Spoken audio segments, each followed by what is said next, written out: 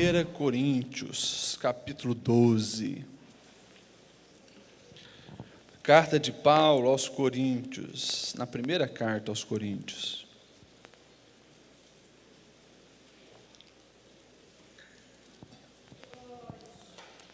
Hoje é um culto de ensinamento, então nós vamos meditarmos juntos um texto para estarmos aqui aprendendo mais sobre a palavra de Deus e hoje sobre ser igreja.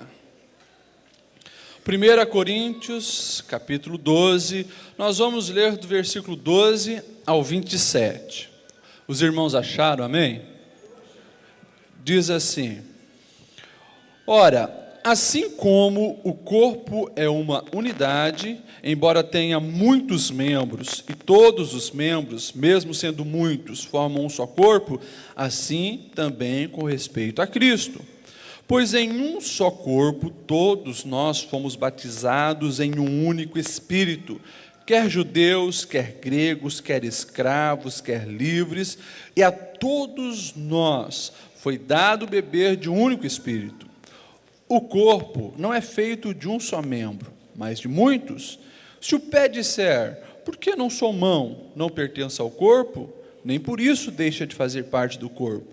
E se o ouvido disser, por que não sou olho, não pertence só ao corpo, nem por isso deixa de fazer parte do corpo. Se todo o corpo fosse olho, onde estaria a audição? Se todo o corpo fosse ouvido, onde estaria o olfato? De fato, Deus dispôs cada um dos seus membros no corpo segundo a sua vontade. Se todos fossem um só membro, onde estaria o corpo? Assim, há muitos membros, mas um só corpo. O olho não pode dizer à mão, não preciso de você.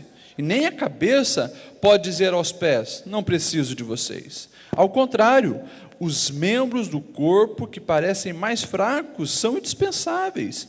E os membros que pensamos serem menos honrosos, tratamos com especial honra. E os membros que em nós são indecorosos, são tratados com decoro especial. Enquanto os que em nós são decorosos, não precisam ser tratados de maneira especial. Mas Deus estruturou o corpo, dando maior honra aos membros que dela tinha falta, a fim de que não haja divisão no corpo, mas sim que todos os membros tenham igual cuidado uns pelos outros. Quando um membro sofre, todos os outros sofrem com ele. Quando um membro é honrado, todos os outros se alegram com ele. Ora, vocês são o corpo de Cristo, e cada um de vocês, individualmente, é membro desse corpo. Amém? Que ele está sentado.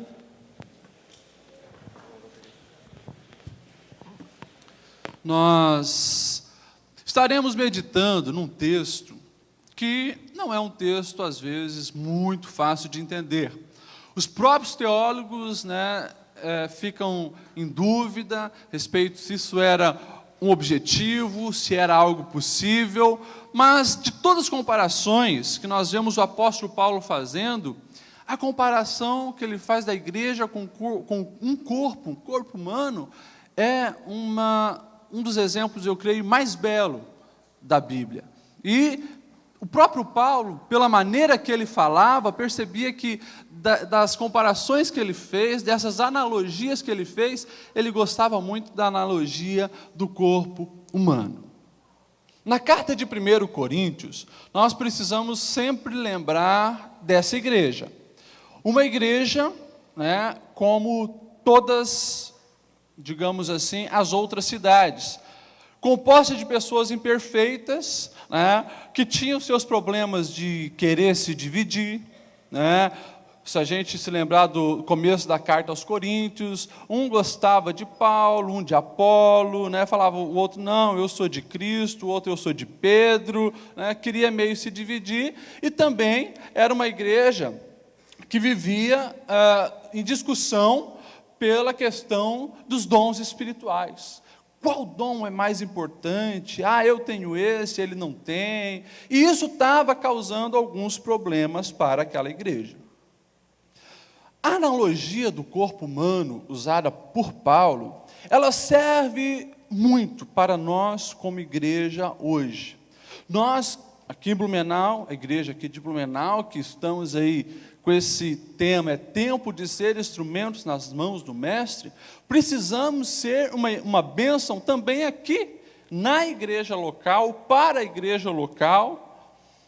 E eu separei 3 coisas importantes, olhando esse texto, que nós precisamos entender sobre igreja, para que nós venhamos realmente ser bênção onde nós estamos, para que nós venhamos realmente fazer a diferença, ser relevante como igreja.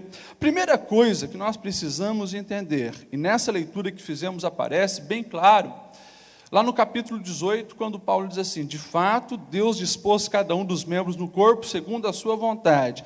Primeira coisa que nós precisamos entender sobre igreja: a igreja é de Deus. A igreja é de Deus. E isso faz toda a diferença quando nós entendemos na essência. Muitas pessoas hoje ainda confundem a expressão igreja. Alguns pensam que quando nós falamos em igreja, se trata dos templos. No vocabulário português também se entende isso, né? Desde a Idade Média, quando as catedrais eram edificadas, se falava igreja. Por quê? Porque as pessoas que compunham a igreja iam para aquele lugar. Mas igreja somos nós, o corpo de Cristo. Isso aqui é uma construção onde nós nos reunimos e nos encontramos. Não está errado dizer, eu vou à igreja, queremos referir a que vai nesse lugar, no vocabulário português. Mas quando nós olhamos isso teologicamente, espiritualmente, igreja sou eu, igreja é você. E toda vez que a Bíblia usa a expressão igreja, né, a eclésia ou assembleia, está falando de mim e de você, da nossa reunião, da nossa unidade, esse corpo de Cristo. Então, igreja é isso. E uma coisa importante, né, como eu falei, nós precisamos entender que a igreja é de Deus. Igreja, você não escolhe participar. Você pode escolher a tua denominação. A nossa denominação é a Assembleia de Deus, que é uma igreja também, mas a igreja de Cristo não é a Assembleia de Deus só. Igreja de Cristo são todos aqueles salvos e redimidos pelo sangue de Jesus que o seguem. E nós não escolhemos se tornar igreja, ser igreja, sim, como você escolhe torcer para um time de futebol, como você escolhe a sua denominação, não. Nós nos tornamos igreja a partir do momento que temos a nossa experiência com Cristo e que colocamos Ele como nosso referencial de vida, desejamos segui-lo, desejamos negar a nós mesmos e seguir o Mestre, caminhar nas pegadas dEle. Nisso você se torna igreja, mas você não pode escolher, eu vou ser dessa igreja e não daquela, né? Você se torna igreja quando aceita a Jesus Cristo. Então, isso é igreja. Não apenas a Assembleia de Deus, mas o corpo de Cristo, os salvos e lavados pelo sangue de Cristo. Isso nós precisamos entender. E aí, já descartamos aquela questão que hoje já está bem melhor, mas muitos assembleianos, né, achavam que só eles eram a igreja de Cristo. Só nós somos os certos, o resto está tudo errado, né, e assim por diante. Não, igreja somos nós, eu e você, mas todos aqueles pertencem ao sangue, foram lavados pelo sangue de Cristo, que estão vivendo uma vida em santidade com Cristo. Pode ser da presbiteriana, pode ser da batista, pode ser da metodista, pode ser de tantas outras.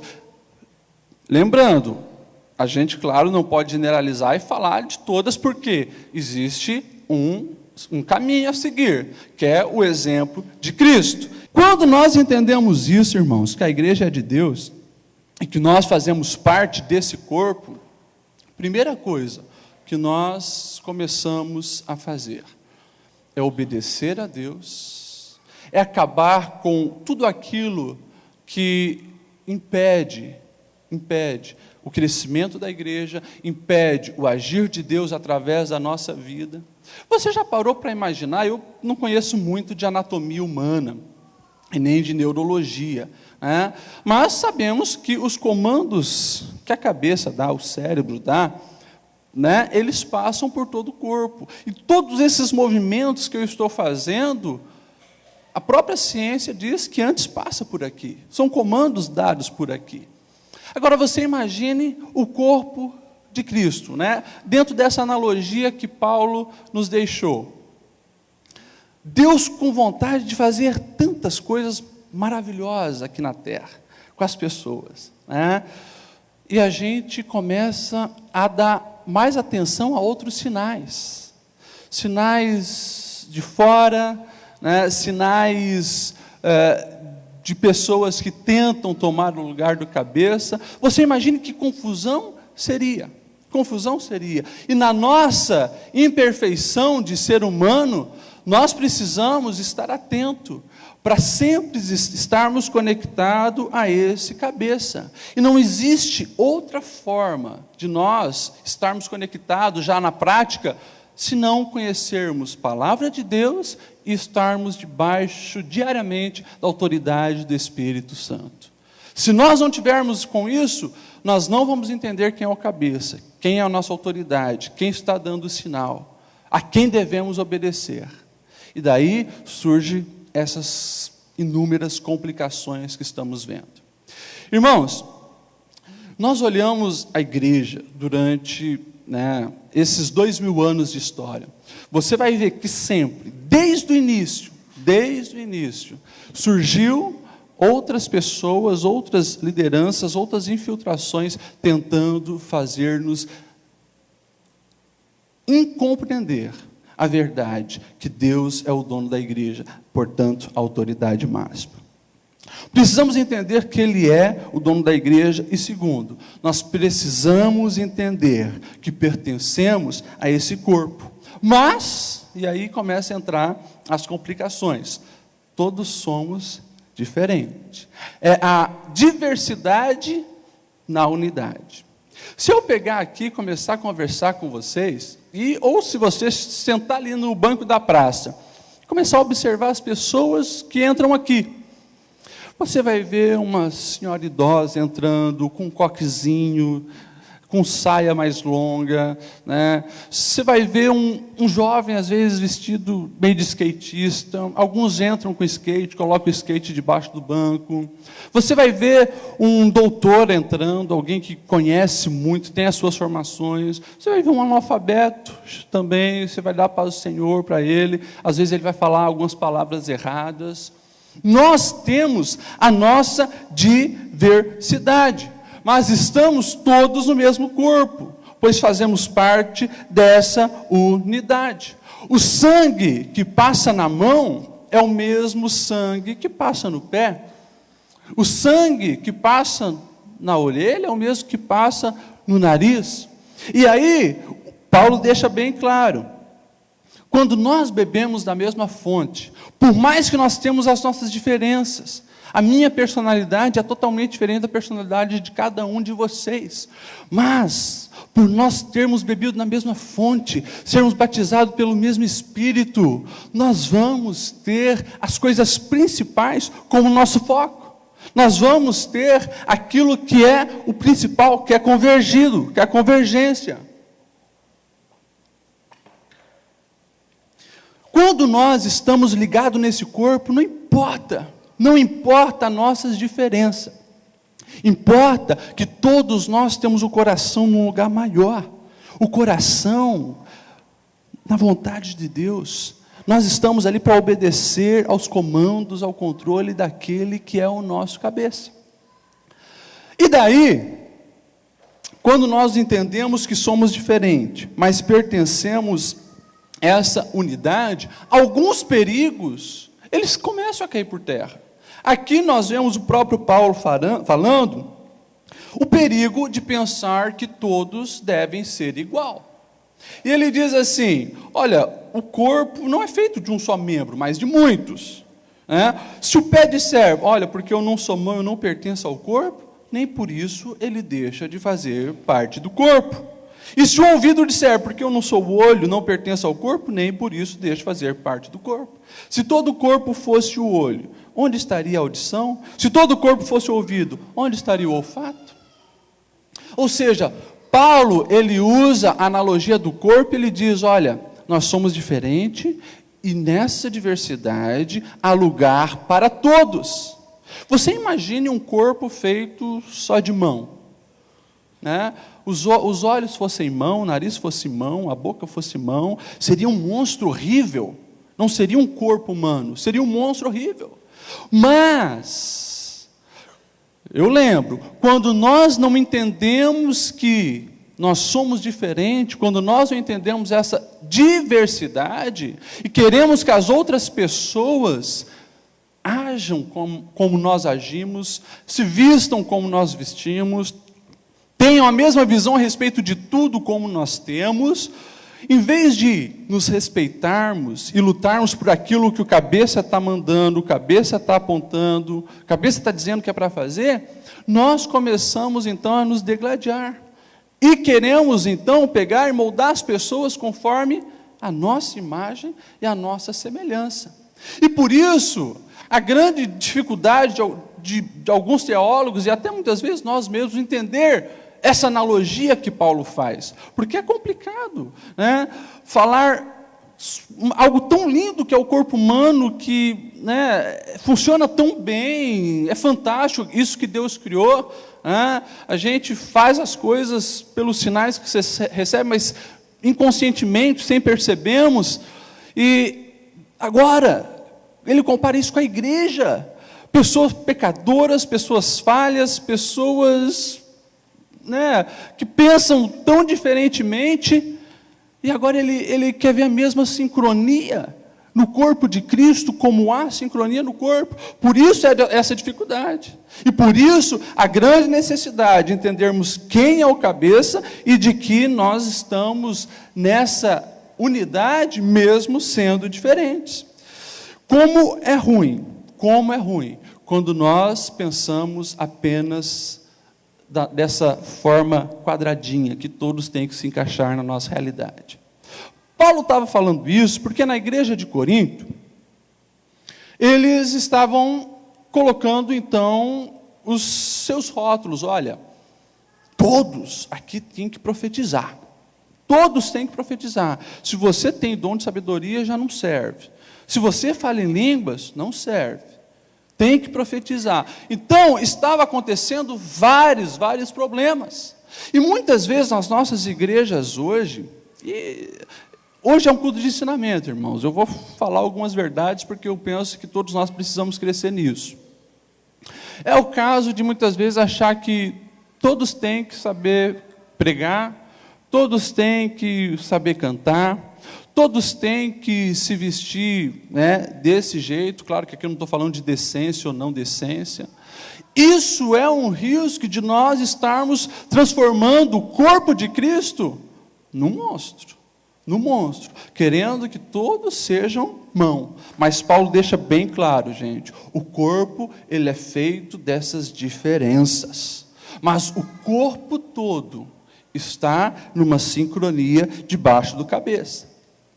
Ele também diz que cada parte é indispensável. Lá no versículo 21 ele diz, olha, o olho não pode dizer à mão, não preciso de você, e nem a cabeça dizer aos pés, não preciso de você.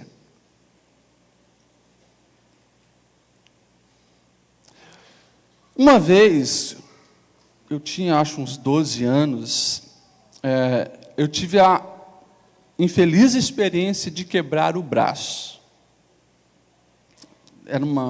Tinha saído aquele maldito roller, né? Eram padinhas com as rodas tudo assim, uma atrás da outra, e fui experimentar, não sabia, né? Primeira colocada, uma queda, vai colocar a mão, né, para proteger, quebrei o braço. Ali eu comecei a perceber quanta falta fazia o meu braço direito. Era para tudo, para colocar uma meia no pé, né? Para beber uma água, para escovar os dentes, né? Mesmo a mão esquerda estando ali. São coisas assim, né, que a gente começa a perceber e a valorizar quando a gente perde, né? E você pode perguntar para qualquer um que talvez perde uma pontinha de um dedo. Aquilo lá já faz falta. Todas as partes do corpo, elas são indispensáveis. Todas têm a mesma importância. E, aproveitando esse culto de ensinamento, a gente precisa trazer isso para a nossa realidade. Trazer para a nossa vida o que o apóstolo Paulo estava dizendo para o povo dele naquela época. Se todos somos indispensáveis, né, Paulo questionava, por que essa síndrome de superioridade e essa síndrome de inferioridade? Por que aquele que faz isso se acha um maioral, acha que ele é melhor, enquanto o outro que faz aquilo se acha menor? Por que muitas vezes na igreja se valoriza tanto, tal pessoa, porque ela canta muito bem, mas não valoriza tanto o porteiro lá, fica lá. Valoriza-se muito um e desvaloriza outro. E às vezes uma pessoa, a própria pessoa diz, mas eu não sirvo para nada, eu só sei fazer essa coisinha aqui, o outro, não, eu sei fazer isso. E esses problemas vai prejudicando o corpo de Cristo, vai prejudicando a igreja, quando nós não entendemos que somos iguais e temos a mesma importância. Certa vez o olho quis se gabar, porque ele viu uma visão muito linda de um pomar e quis se exaltar pelo privilégio que ele tinha de ver. As pernas reivindicaram, o que adianta você ver, mas não poder chegar até lá? A mão falou, mas o que adianta estar lá e não poder pegar nas frutas? E daí a boca disse, mas o que adianta você chegar lá, poder pegar na fruta e não poder comer? Todas as partes do corpo têm a sua importância. E Paulo queria dizer que não tem menor, não tem maior. Lá em Gálatas 3:26, ele diz, olha, todos vocês são filhos de Deus, mediante a fé em Cristo Jesus. Pois o que em Cristo foram batizados, de Cristo se revestiram. Não há judeu, nem grego, escravo, livre, homem, mulher, todos são um em Cristo Jesus. O Paulo, ele foi um homem que ele entendeu a verdade do Evangelho de uma maneira fantástica.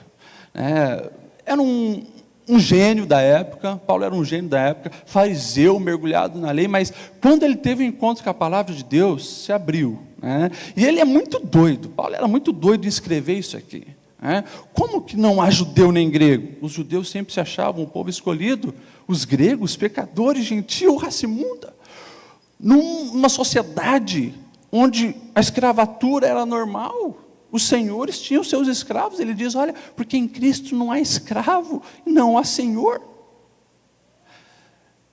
Não há homem, não há diferença entre homem e mulher, todos são em Cristo. Ele estava assim, gente, assim, falando para os ouvidos da sociedade daquela época, coisas absurdas, mas coisas necessárias que precisavam se ouvir para entender que em Cristo nós somos um, que em Cristo nós realmente somos iguais. E os tempos foram passando, e sempre, durante esses 2000 anos, você vai ver que dentro da igreja, teve pessoas se levantando, querendo fazer tudo isso aqui, distorcer o corpo de Cristo, criando um Frankenstein, criando um monstro. Hoje continua a mesma coisa, mas nós precisamos entender pelo menos essas verdades. Primeiro, a igreja é de Deus. Segundo, nós precisamos entender que pertencemos a um corpo, temos as nossas diferenças, mas somos um. Somos um. E nessa unidade que nós pertencemos, nós somos iguais. Ninguém é dispensável. Todos são importantes. Todos têm a sua função. E daí, irmãos, nós vamos começar a apertar o cerco. Eu hoje me sinto com essa liberdade aqui, de falar de uma maneira bem clara e franca com todos nós. Somos um corpo e nós precisamos crescer em Cristo. Se todos têm a sua utilidade, todos têm a sua importância, por que alguns membros, na prática agora, são ativos e outros estão parados? Se eu pegar essa minha mão, ir ali no hospital, pedir para eles engessar essa minha mão, e ficar assim com essa minha mão desse jeito, minha mão paradinha, fechada aqui. Passa meses, passa ano, se eu ficar 5 anos com a minha mão assim, o que vai acontecer com a minha mão? Ela vai atrofiar. Depois que eu tirar aquilo, eu não vou ter mais as habilidades que eu tinha, vai ser um processo muito longo, muito dolorido, para essa mão voltar a funcionar bem. No corpo de Cristo, Paulo estava querendo dizer justamente isso. Todos somos iguais, todos temos o nosso valor, mesmo sendo diferente, e todos temos uma função. Se todos têm a função, gente, eu não posso ficar atrofiado. Eu não posso ser apenas um crente de banco. Não posso. Eu não posso. E graças a Deus, como eu falei, na Assembleia de Deus abriu essa visão. Membros ativos não é só quem toca, prega e canta. Membro ativo é quem tem uma palavra de aconselhamento, é quem quer cuidar de uma criança, não tem o dom de pregar, não sabe cantar, mas está lá no berçário, valorizando os pequeninos para os pais poderem estar aqui ouvindo a palavra de Deus. É quem está lá para dar um sorriso para quem chega. É quem se disponibiliza a varrer, a limpar. Todos temos uma função. Não há ninguém no corpo de Cristo, e me desculpe, se você falar, eu não tenho o que fazer no corpo de Cristo, eu vou ficar desconfiado que você não está fazendo parte desse corpo. Todos nós, fomos chamados para estarmos contribuindo para o crescimento desse corpo. Eu preciso estar fazendo alguma coisa. E essa palavra, ela é para todos nós. Essa palavra é para nós, de uma geração muito maluca, muito estranha que nós vivemos hoje, que está aí, né, as pessoas não estão querendo muito compromisso. Eu não vou fazer nada na igreja. Irmãos, cuidado com essa atitude, você está deixando de ser útil no reino de Deus, e pode atrofiar. E aí o grande perigo, às vezes a atrofia leva à amputação. Por isso, eu estou deixando essa palavra bem claro, para que todos nós venhamos estar envolvidos no reino de Deus, na igreja de Cristo. Nós somos um corpo, é o corpo de Deus, é o corpo de Cristo, e eu tenho uma função, eu sou útil. E Paulo, ele chega assim a ser bem claro, gente, olha, alguns membros aí que se acham, né, inferiores, eles têm a sua importância fantástica, são muito importantes para o reino, não existe um é e o outro não é, todos precisam estar fazendo as suas funções. E quando alguém não faz isso, como eu digo, pode correr a amputação. E, infelizmente, a amputação, ela é péssima, tanto para o corpo, quanto para o membro. Hoje, eu tenho visto pessoas, né, que não querem estar congregando, pessoas que decidem, né, se isolar. Não, eu vou ler minha Bíblia em casa, eu vou dobrar meu joelho e orar em casa, fazer assim, viver a minha espiritualidade na solidão. Quando nós olhamos para os ensinos de Cristo, a gente vê a impossibilidade disso acontecer. O corpo de Cristo fala de unidade, todas as analogias que Deus usou fala disso, e quando nós nos isolamos, você está fadado a perder as habilidades da vida cristã. Todas as virtudes que Jesus ensinou só são possíveis no coletivo. E aí também a gente começa a olhar e ver a beleza da Trindade, a doutrina da Trindade. Tudo que Jesus ensinou precisa ser feito no coletivo. Como é que alguém é humilde sozinho? Não existe como você praticar a humildade sozinho. Como é que você é generoso sozinho? Como é que você exerce o perdão sozinho? Sozinho não vai ter lixa para te lixar, para te afiar. Sozinho você vai olhar no espelho e se magoar? Vai perdoar você mesmo? As virtudes cristãs, você pode pegar lá mansidão, amor, e tudo que nós entendemos como as virtudes cristãs, elas são possíveis no coletivo. Não tem como você ser um cristão, você ser igreja sozinho. Igreja fala de coletividade. Vocês estão entendendo, irmãos, essa palavra? Amém? Vocês estão quietinhos hoje? Espero que estejam compreendendo. Vocês estão entendendo a importância do corpo de Cristo? O que é ser igreja? E daí, a gente começa a olhar, né? Poxa, como é lindo essa analogia que Paulo fez, de ser igreja, né? E o corpo de Cristo, de estarmos ligados todos um no outro, todos com o mesmo propósito, debaixo do mesmo cabeça, mesmo sendo diferente, tendo o nosso valor, a nossa importância, exercendo as nossas funções. Mas, pastor, quando eu olho para a igreja, eu já vi aquele irmão fazer isso. Eu já vi aquela irmã fazer isso.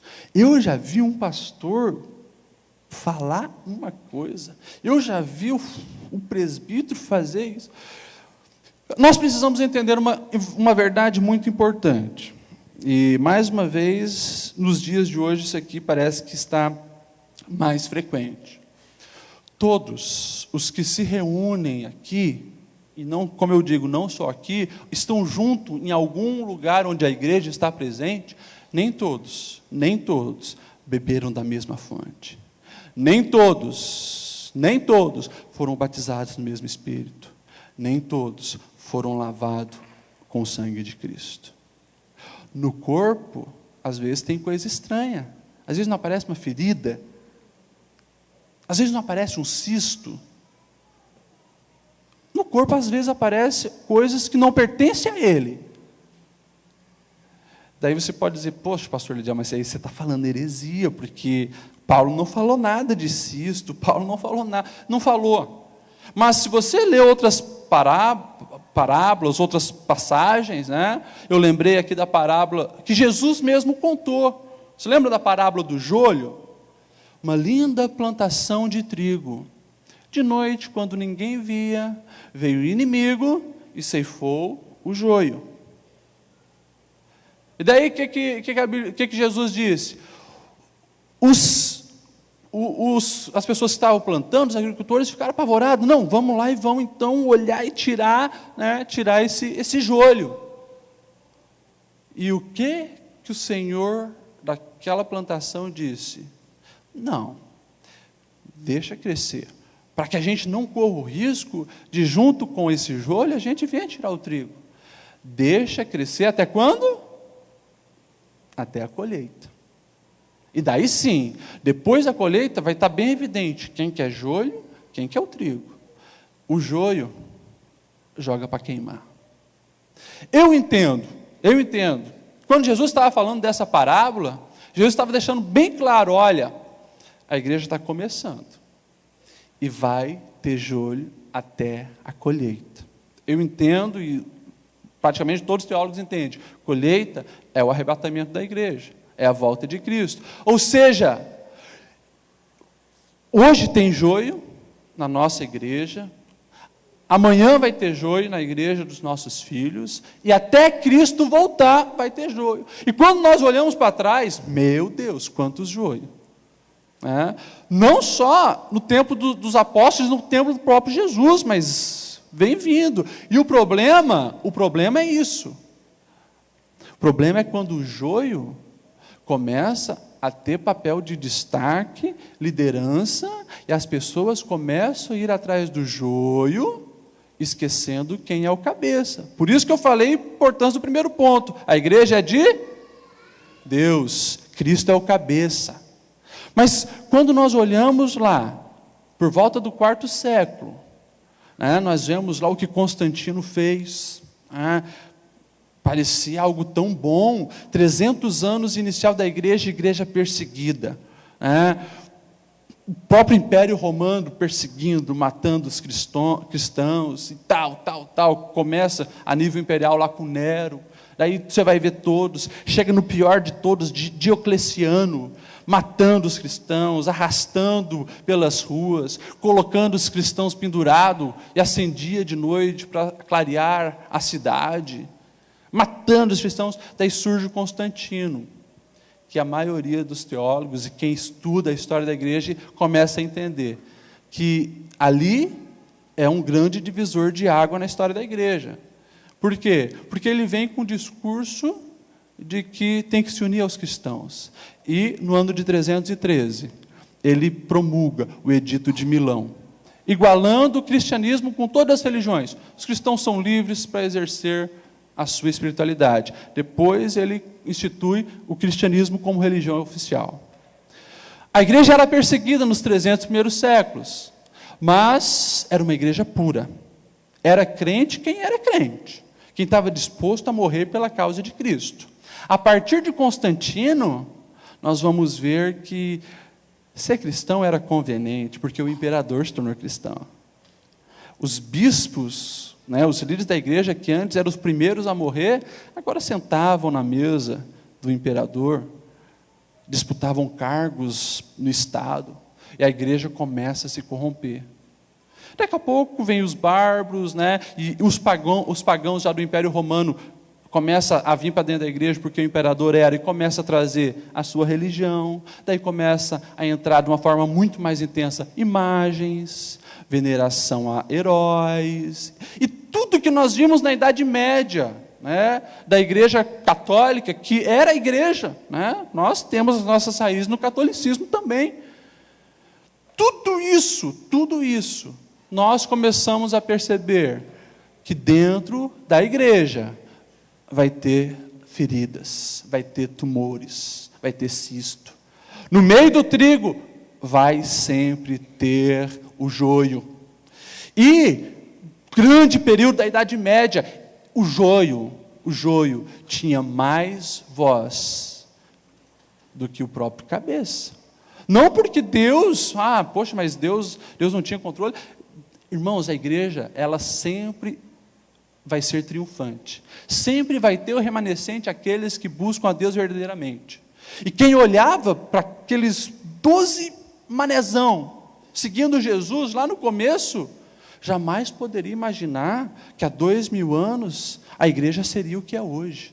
E quando as pessoas olhavam para a magnitude do Império Romano, jamais iam pensar que aquele império cairia e aqueles 12 mané fariam alguma coisa. Mas por quê? A igreja é de Deus. Se daqui 1000 anos, eu e você, já vamos estar mortos, mas se daqui 1000 anos Jesus não tiver voltado, você pode ter certeza, lá vai estar a igreja. Deus preserva o remanescente, Deus preserva aqueles que estão ligados nele. A Google, Microsoft, as maiores empresas hoje, eu não sei se elas vão estar aqui 100 anos de pé. Agora, a igreja vai estar, se Jesus não tiver voltado. Porque a igreja é de Deus. Mas nós que somos igrejas, precisamos estar ligados, para que nós não venhamos estar lá com o joio, e dando atenção para joio. E eu repito, irmãos, nos nossos dias, como tem joio falando em nome de Deus. Como tem joio tentando se colocar ali no lugar do cabeça. Basta você ligar a televisão. Não vou falar de denominações, mas eu posso te falar uma coisa. De 90% das coisas que passam na televisão, dizendo que é em nome de Deus, infelizmente hoje não é. Como é que você sabe? Porque eu preciso conhecer o cabeça. Qual a instrução do cabeça? Quais os comandos que o cabeça está me mandando? Isso aqui, isso aqui. Por isso que hoje, muitas e muitas, multidões de pessoas pensando que são igreja, mas não são. pensando que são igreja, mas não são. Se esquece disso aqui e começa a dar ouvido porque uma televisão está falando para ele. Cuidado, cuidado. Nós somos igreja de Cristo. Ele é o nosso dono. Quando nós olhamos, ainda dentro dessa comparação que eu estou fazendo sobre esses corpos estranhos no corpo de Cristo, feridas e tal, hoje, irmãos, nós temos que cuidar com algumas coisas. Primeiro, são a questão de amantes do pecado se filtrando no meio do trigo. Tem muitas pessoas vindo à igreja, e nós devemos receber os pecadores assim, de braços abertos. Mas como Cristo, nós devemos dizer, quer se converter em trigo, aceita Jesus, abandona o pecado. Paulo mesmo disse, olha, aquele que está em Cristo, nova criatura é, as coisas velhas já passaram, tudo novo se fez. Mas daí, pessoas vêm para a igreja, continuam amando o pecado, e leva o outro junto. Não, fumar o meu cigarrinho aqui não é pecado. De vez em quando dar uma pulada na cerca não é pecado. E assim vai. E quando o corpo não está ligado no cabeça, começa a dar ouvido para isso. Um grande outro problema é o clientelismo dentro da igreja. Pessoas achando que igreja, nessa ótica capitalista, a igreja é um lugar onde, que nem os outros, eu vou no cinema, pago lá para ir no cinema, assisto, depois faço o meu critério, se gostei, não gostei. Alguns vêm aqui, dão oferta e acham que sim, é um cliente. E daí, depois também faz a avaliação, gostei disso, não gostei daquilo. O pastor, meia boca, não pregou nada. Esse louvor aqui se tornam fiscais. E nós não fomos chamados para fiscalizar, nós somos chamados para fazer. Então, irmãos, eu poderia falar muitas outras coisas a respeito disso, mas a minha palavra para você, assim, dentro desse ponto esteja ligado no cabeça, porque a igreja é de Cristo, e lute para sempre ser corpo, para ser trigo. Não vai na conversa do joio, porque está cheio. Como que eu sei diferenciar joio do trigo? Palavra de Deus, meditação nessa palavra e comunhão com o Espírito Santo. Quer ser instrumento na mão de Deus? Entenda que Ele é o dono da igreja, entenda que nós somos importantes nessa diversidade, que nós somos um, e, resumindo tudo que Jesus disse, ame o seu irmão.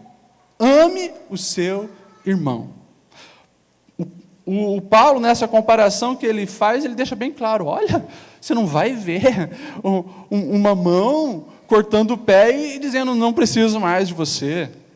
Você não vai ver. E tem aí a série do filme, Os Jogos Mortais, onde as pessoas às vezes têm que se amputar para se livrar. Mas aquilo é o último nível, muitos não conseguem, a maioria não consegue, por quê? Porque aquilo é importante para ela, ama aquilo.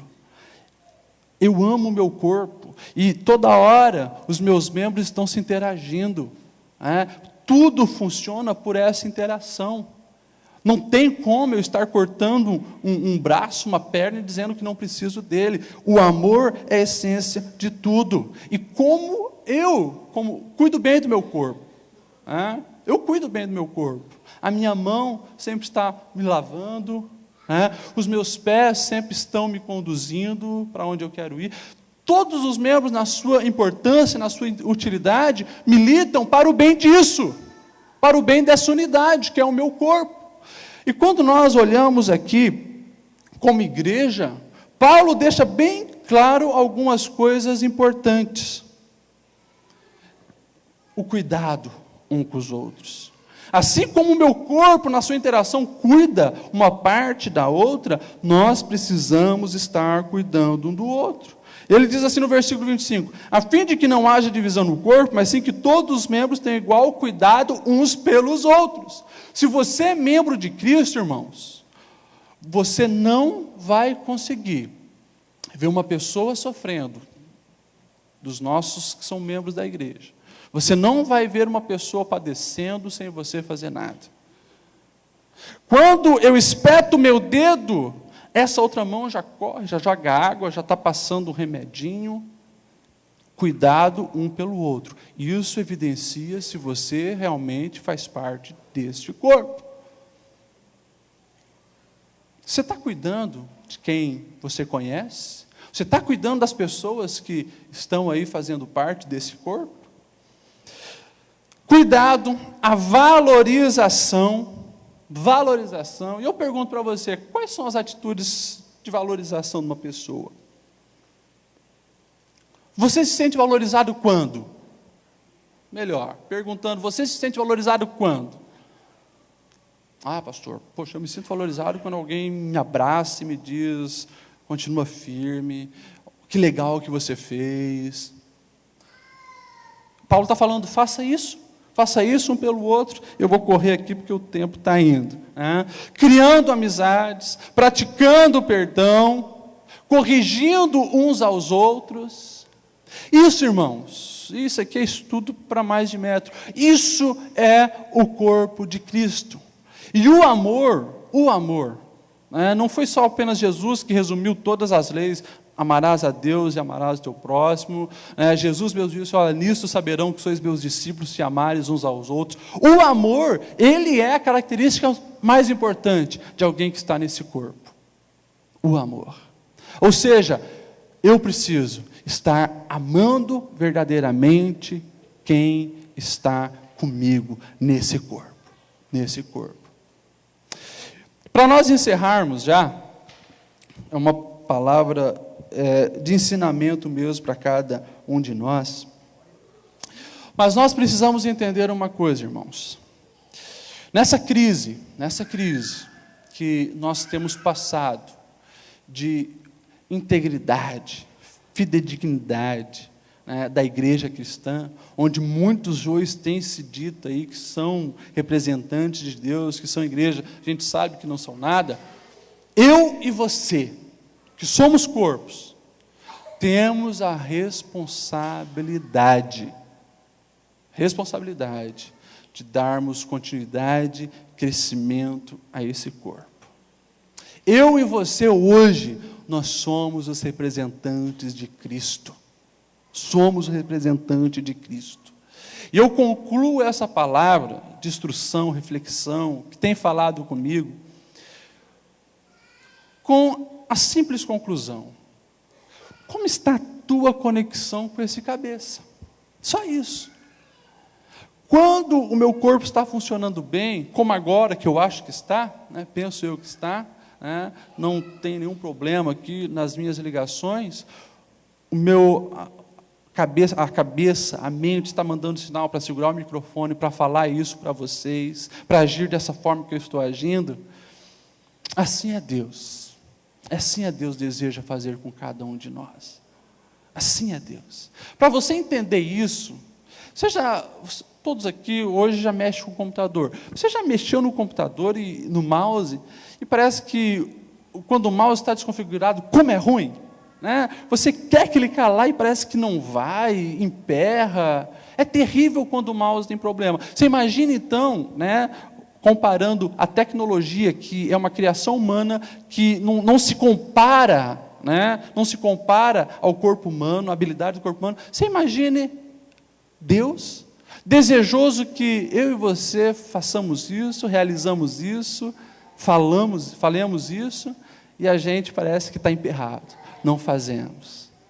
Irmãos, o desafio para cada um de nós hoje é para que sejamos corpo de Cristo. Corpo de Cristo. Quero que você se coloque em pé.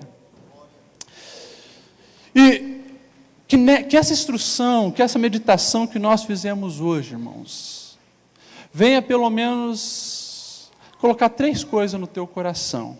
3 coisas. Primeiro, é você saber que quando você está fazendo alguma coisa, que seja na Igreja Assembleia de Deus, que é uma denominação dentro da Igreja de Cristo, mas se você escolheu estar aqui, que aqui você esteja sendo útil, exercendo tua função, e sendo conduzido por esse cabeça. Quando nós entendemos que Deus é o cabeça, Ele é o dono da igreja, eu sei que o que eu fizer, não é para o pastor Lediel, não é para o pastor Nilton, não é para nenhum dos obreiros.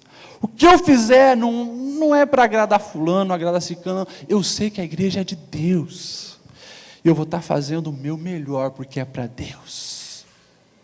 Eu não vou estar entregando oferta para o crescimento da obra, porque quero que a igreja então melhore isso aqui, quero que a igreja, quero abençoar um pastor. Não é por isso. Quando você dá, é para Deus. Quando você sai adiantado do teu emprego para vir aqui abraçar um irmão, que nem você fez hoje, você sabe que isso é para Deus. Nós precisamos entender isso, irmãos. A igreja é de Deus. A igreja é de Deus. Uma coisa vai acontecer em Blumenau. Se o público que está hoje aqui, não sei quantas pessoas tem aqui, mas 150, sei lá, 200 pessoas. Eu vou mais além, se metade das pessoas que estão aqui ouvindo essa palavra hoje, e coloco aqui os obreiros, se nós começarmos entendendo essa verdade, que Deus é o cabeça, eu preciso estar obedecendo e cumprindo o comando dEle, baseado no que eu conheço dEle, o que Ele é e o que Ele deixou para mim, nós vamos revolucionar essa cidade. Você está afim disso, irmão? Você está afim disso, irmão? Você está afim de ver o crescimento desse corpo? Está afim de ver realmente mais pessoas fazendo parte desse corpo? Você está afim de ver a obra de Deus acontecer nessa cidade? Sim ou não? Que esse teu sim seja revertido em atitude cada dia. Nós fazemos escolhas a cada minuto, a cada segundo. Você está fazendo uma escolha aqui, de estar ouvindo essa palavra até o final. Que nós viemos a cada minuto da nossa vida fazer a escolha de obedecer o comando que vem do cabeça. Amém? Feche seus olhos, nós vamos orar. Deus, muito obrigado pela tua palavra, Senhor. Muito obrigado pela palavra que Paulo deixou à tua igreja. Que hoje, assim como Corinto, Senhor, muitas vezes estamos divididos, muitas vezes não nos valorizamos, não nos cuidamos, muitas vezes, Senhor, estamos mergulhados na síndrome da inferioridade, outros da superioridade. Deus, que tudo isso venha cair por terra agora, em nome de Jesus. Nós queremos, Senhor, estar ligado em Ti, sabendo o que Tu desejas para a nossa vida. Portanto, Senhor, dá-nos disciplina para estarmos orando, buscando comunhão com o Teu Espírito Santo, estarmos, Senhor, também nos disciplinando para estudarmos a Tua palavra e Te conhecer mais e saber quais são os Teus comandos. Nós queremos, Senhor, fazer a diferença. Nos ajuda, Senhor, a não cair nas ciladas do joio, nas ciladas, Senhor, desses tumores, dessas doenças que têm tentado atrapalhar o crescimento da Tua obra, o crescimento desse corpo. Nos dá sabedoria, graça, autoridade, discernimento, pois nós queremos, Senhor, sermos instrumentos nas Tuas mãos, estarmos respondendo o comando, Senhor, na hora que é dada, da maneira que é dada. Essa é a oração de cada um de nós. Aonde há, Senhor, coração sincero, Senhor, que está concordando com essa palavra e com essa oração, inflame com o Teu Espírito Santo, que o Teu Espírito Santo esteja tomando, enchendo, guiando essas vidas, para que nós venhamos fazer a diferença em Blumenau. Assim nós oramos, pedindo em nome de Jesus. Quem concorda, diga amém. Amém.